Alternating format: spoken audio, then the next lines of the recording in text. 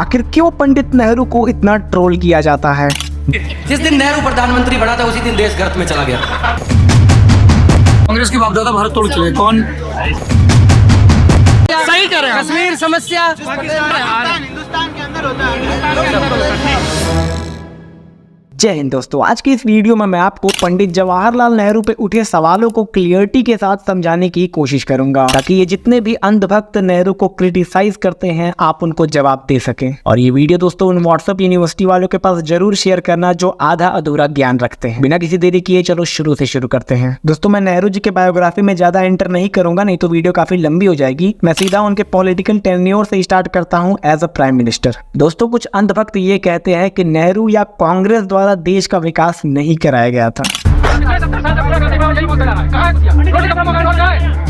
गुस्सा होना है तो नेहरू जी पर होना चाहिए। बाप दादा उन भारत तोड़ के चलेगा तो भारत छोड़ के आइए शॉर्ट में देखते हैं कि नेहरू जी के टेन्योर द्वारा भारत में क्या क्या कराया गया था। पंडित जवाहरलाल नेहरू जी के कार्यकाल में सबसे पहले भारत में हायर एजुकेशन के लिए पहला आईआईटी स्टैब्लिश किया जाता है मई 1950 में। इनफैक्ट दोस्तों इनके कार्यकाल में 5 आईआईटी स्टैब्लिश कराए जाते हैं। IIT Kharagpur, IIT Bombay, IIT Madras, IIT Kanpur, IIT Delhi. और दोस्तों भारत में लास्ट आईआईटी बनवाया गया था 2016 में। और दोस्तों अभी तक भारत में कुल 23 आईआईटी हैं जिनमें से 5 नेहरू जी के ही कार्यकाल द्वारा बनाया गया था। साथ ही दोस्तों 1961 में आईआईएम और एनआईडी जैसे इंस्टीट्यूशंस भी इस्टेब्लिश कराए गए थे। साथ ही 1956 में एम्स, 1954 में एनडीए, 1958 में डीआरडीओ और ऐसे ही कई इंस्टीट्यूशंस इस्टेब्लिश कराए गए थे पंडित नेहरू जी के कार्यकाल के दौरान। और दोस्तों इनके कार्यकाल के दौरान कई डैम्स और प्लांट को इस्टेब्लिश कराया गया था। साथ ही दोस्तों पंडित नेहरू ने एग्रीकल्चर, सिक्योरिटी, इंटरनेशनल रिलेशन और फूड शॉर्टेज जैसे मुद्दों पर भी काफी काम किया था। ना कि दोस्तों उन्होंने अपनी जनता को इग्नोर किया जैसे आजकल के पॉलिटिशियंस करते हैं। वैसे तो दोस्तों इनका टेन्योर काफी लंबा है लेकिन वीडियो की लेंथ में नहीं बढ़ाना चाहता, तो बिना किसी देरी किए चलो दूसरे सवाल पे चलते हैं, जो कि ये है कि कई लोग ये कहते हैं, इनफैक्ट कई पॉलिटिशियन ये कहते हैं कि पंडित नेहरू जी की जगह सरदार वल्लभ भाई पटेल जी को भारत का पहला प्रधानमंत्री होना चाहिए था। सबसे नेहरू प्रधानमंत्री नहीं होते तो कौन होता प्रधानमंत्री? सरदार वल्लभ भाई पटेल होते। आज देश की स्थिति कुछ और होती। अच्छी भी मानते हैं कि सरदार साहब अगर देश के पहले प्रधानमंत्री होते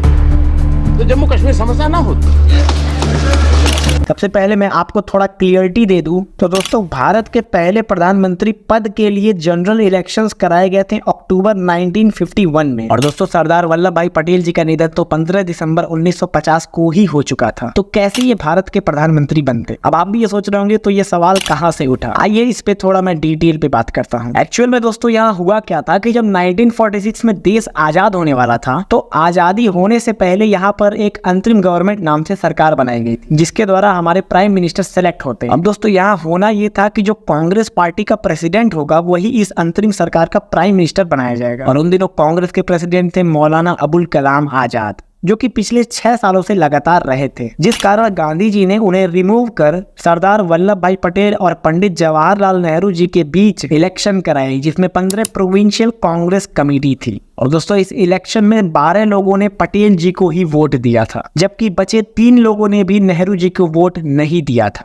लेकिन दोस्तों इसके बावजूद गांधी जी ने पंडित जवाहरलाल नेहरू को ही चुना। अब कई अंधभक्त इसी बात से खटक जाते हैं कि क्यों वल्लभ भाई पटेल को नहीं चुना गया था। दोस्तों यहाँ पे कई कारण हैं जिस पे कई हिस्टोरियंस ने अपनी अपनी राय बताई है। इन सबको मर्ज करके अगर शॉर्ट में बताऊं तो गांधी जी के नजरिए के हिसाब से पंडित नेहरू भारत को इस मुश्किल घड़ी से निकाल कर एक अच्छी पोजीशन पे पहुंचा सकते थे। गांधी जी को वल्लभ भाई पटेल पे भी कोई शक नहीं था, वो उन्हें भी उतना ही सम्मान करते थे। लेकिन यहाँ पे एक और बात सुनने को मिलती है कि गांधी जी वल्लभ भाई पटेल को उनकी सेहत की वजह से भी उन्हें रोकते हैं। और दोस्तों ऐसे कई कारण हैं जो कि ये बताते हैं कि क्यों गांधी जी ने पंडित नेहरू को भारत का पहला प्राइम मिनिस्टर चुना, जबकि दोस्तों गांधी जी और वल्लभ भाई पटेल काफी अच्छे मित्र भी हुआ करते थे। अब दोस्तों यहाँ तक वीडियो देख लिए हो तो इस तीसरे सवाल पे भी क्लियरिटी ले लो, जो कि है कश्मीर मुद्दा। पंडित नेहरू को ये कहकर क्रिटिसाइज किया जाता है कि नेहरू ने ही कश्मीर को इंडिया और पाकिस्तान के बीच में फंसा दिया था। सबसे पहले दोस्तों हम इसकी हिस्ट्री देखते हैं। दोस्तों 1947 में जब हमारा देश अंग्रेजों से आजाद हुआ तो उस समय भारत के कई प्रिंसली स्टेट भारत के साथ नहीं जुड़े थे और इन सभी स्टेट को भारत के साथ जोड़ने की जिम्मेदारी दी गई थी सरदार वल्लभ भाई पटेल जी को। वो अपना काम बहुत ही बेहतरीन तरीके से करते हैं, लेकिन ये 3 स्टेट को जोड़ने में काफी दिक्कत आती है, जूनागढ़, हैदराबाद और जम्मू एंड कश्मीर। सबसे पहले ये जूनागढ़ को जोड़ते हैं जिसकी आबादी हिंदू मेजोरिटी की थी, लेकिन वहां का राजा मुस्लिम था और वो पाकिस्तान को ज्वाइन करना चाहता था और according to British rule princely state किसी भी कंट्री को ज्वाइन कर सकते थे। और दोस्तों 15 सितंबर 1947 को जूनागढ़ पाकिस्तान के साथ एक एग्रीमेंट साइन कर देता है जिसमें वो जूनागढ़ को पाकिस्तान का हिस्सा बता देता है। लेकिन कुछ समय बाद जूनागढ़ में विद्रोह करा दिया जाता है और वहां का राजा पाकिस्तान भाग जाता है। फिर दोस्तों वहां प्लेबिसाइड करा दिया जाता है, यानी वहां की जनता वोट करके डिसाइड करेगी कि उन्हें इंडिया में रहना है कि पाकिस्तान में, जिसके बाद 99% पीपल इंडिया को चुनते हैं। फिर कुछ समय बाद हैदराबाद भी जुड़ जाता है हमारे साथ। लेकिन दोस्तों मुद्दा फंसता है कश्मीर का, और जैसा जूनागढ़ में प्लेबिसाइड हुआ था, जिन्ना की सोच ये थी कि कश्मीर में भी ऐसा ही प्लेबिसाइड हो,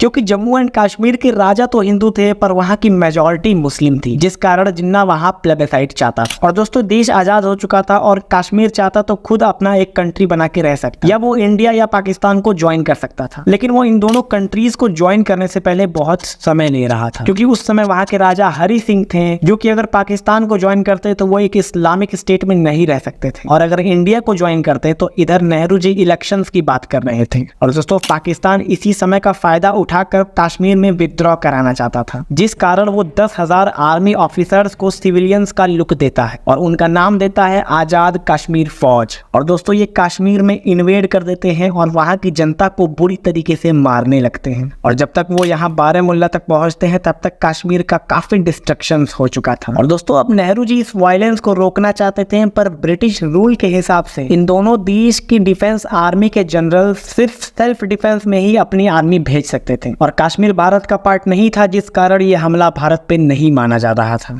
और जब ये आजाद कश्मीर फौज श्रीनगर से सिर्फ 50 किलोमीटर की दूरी पे पहुंच चुकी थी, तब हरि सिंह भारत से मदद मांगते हैं और इंडिया ने वीपी मेनन को कश्मीर भेजा एक डॉक्यूमेंट के साथ, जिसमें यही लिखा था कि कश्मीर अब भारत का पार्ट बन जाएगा, और हरि सिंह इस डॉक्यूमेंट पे साइन कर देते हैं। इसके बाद नेहरू जी इंडियन आर्मी को भेजते हैं और वो काफी तेजी से इस आजाद कश्मीर फौज को पुश बैक करना शुरू कर देती है। लेकिन जिन्ना तुरंत माउंटबेटन के पास जाता है और अपनी आर्मी यूज करने को बोलता है, लेकिन माउंटबेटन उसे ये करने से मना कर देता है। लेकिन दोस्तों माउंटबेटन जिन्ना से ये कह देते हैं कि जैसे ही यहाँ कश्मीर में शांति होगी हम प्लेबिसाइड कर देंगे। और दोस्तों जैसा कि मैंने बताया कि यहाँ मेजॉरिटी मुस्लिम्स की ज्यादा है, तो जाहिर सी बात है वो पाकिस्तान को ही चुनते हैं। और दोस्तों इस बात को जवाहरलाल नेहरू जी समझ चुके थे, जिस कारण वो इस मुद्दे को यूएन में लेके चले जाते हैं। लेकिन इसी पॉइंट पे अब कई लोग उन्हें क्रिटिसाइज करते हैं, तो उन्हें इन पाकिस्तानियों को पूरी तरीके से क्लियर करने के बाद इस मुद्दे को यूएन ले जाना चाहिए था। हो सके यहाँ पे उनसे एक गलती हो गई हो, क्योंकि उन्हें भी नहीं पता था जो अब यूएन में होने वाला था। अब जब ये मुद्दा यूएन चल जाता है दोस्तों, तो वहां से 3 पॉइंट निकल के आते हैं इस विवाद के लिए। पहला पॉइंट ये था कि जो भी जहां पे है वो वहीं रुक जाए, वॉर कंटिन्यू ना करे। दूसरा ये बोला गया कि पाकिस्तान की फोर्सेस को कश्मीर को पूरी तरीके से खाली करना पड़ेगा, जिसके बाद भारत की फोर्सेस पीछे हटेंगी। और तीसरा ये बोला गया कि अब कश्मीर की जनता डिसाइड करेगी कि उन्हें इंडिया के साथ रहना है कि पाकिस्तान के साथ। और दोस्तों जब ये ऑर्डर यूएन से आया था तो इंडियन आर्मी पाकिस्तान को एलओसी तक पुश कर चुकी थी, जिसके उधर वो कैप्चर कर लिए थे, जिसलिए पाकिस्तान ऑक्यूपाइड कश्मीर कहते हैं उसे। और दोस्तों तब से लेकर अब तक ये मुद्दा चल ही रहा है, जिस कारण हमारे भारत के नक्शे को गलत तरीके से दिखाया जाता है और इसी पे कुछ अंधभक्त निकल कर नेहरू जी को गलत ठहराते हैं। अब कमेंट करके तुम बताओ कि जिस सिचुएशन में नेहरू जी थे क्या उन्होंने सही किया या गलत। मैं फिर से कहूंगा दोस्तों कि सिचुएशन को समझने की कोशिश करना। खैर वीडियो को ज्यादा लंबा नहीं करते हुए इस वीडियो को यहीं खत्म करता हूँ। दोस्तों इस वीडियो में जो फैक्ट बताए गए हैं वो सारे गूगल पे अवेलेबल हैं, आप जाके चेकआउट कर सकते हैं। मैंने अपने से कुछ नहीं बोला। आई होप वीडियो आपको काफी इन्फॉर्मेटिव लगी होगी। मिलते हैं अगली वीडियो में। जय हिंद, जय भारत।